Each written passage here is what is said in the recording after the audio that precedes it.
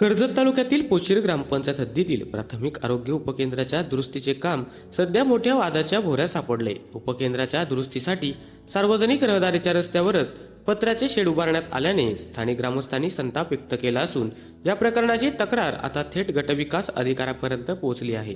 पोशिर गावातील रहिवासी अनंता पांडुरंग कामरी यांच्या घराजवळ हे प्राथमिक आरोग्य उपकेंद्र आहे।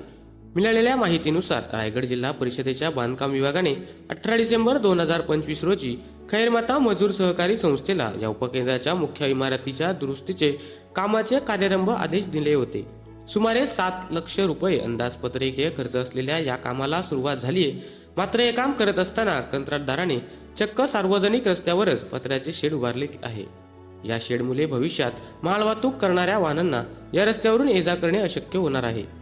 या अतिक्रमणाबाबत अनंता कामरी यांनी प्रशासनाकडे कारवाईची मागणी केली असून त्या संदर्भातील पत्र गटविकास अधिकारी कर्जत यांना दिले। रस्त्यावरील बेकायदेशीर पत्र्याचे शेड तात्काळ हटविण्यात यावे, कामाच्या सर्व कागदपत्रांची चौकशी करण्यात यावी, तसेच संबंधित कंत्राटदारावर कायदेशीर कारवाई करावी अशी मागणी अनंता कामरी यांनी केली आहे। सार्वजनिक रस्त्यावरील हे अतिक्रमण अधिकृत आहे की कंत्राटदाराची मनमानी असा प्रश्न इथे उपस्थित होतोय। या प्रकरणी कर्जत गटविकास अधिकारी कोणती भूमिका घेणार याकडे सर्वांचे लक्ष लागले आहे। दारीचा रस्ता एक जाणारा गाड्या वगैरे वाहन मोठे इथनं जाणाऱ्या कांच्या गोष्टी आहेत ते जातात। इथं आमची साईडची सगळ्यांची घरं वगैरे बनेत त्या काही गोष्टी मुलं ते एवढा रस्ता असा डायरेक्ट कशा आमच्या गाड्या जाणार, बाकीचे येणार कांच्या गाड्या असतील नियमाने त्यांच्या गोष्टी कागदपत्र रिक्सर आणावा, रिक्सर दाखवा देई त्यांच्या गोष्टी त्याच्यानी बिनधास्त तो सेटचा उभा केलेला आहे तो बिनधास्त मग ते बांधावा, पण चुकीचा तर असला तर तोडण्यात यावा।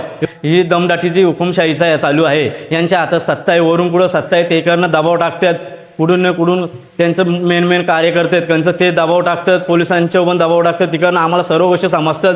मी बोलायला जातो तर मला पण दमदाटी येते का तुला उचलला जाईल किंवा मारून फेकला जाईल किंवा कुठं अनेक प्रकारच्या त्यांच्या गोष्टी मला पण माझी पण लहान मुलगी आहे, बायको आहे माझी, अशी 3 जण आम्ही राहतो घरात। उद्या सकाळ काय झालं तर कोण याची जिम्मेदारी घेणार?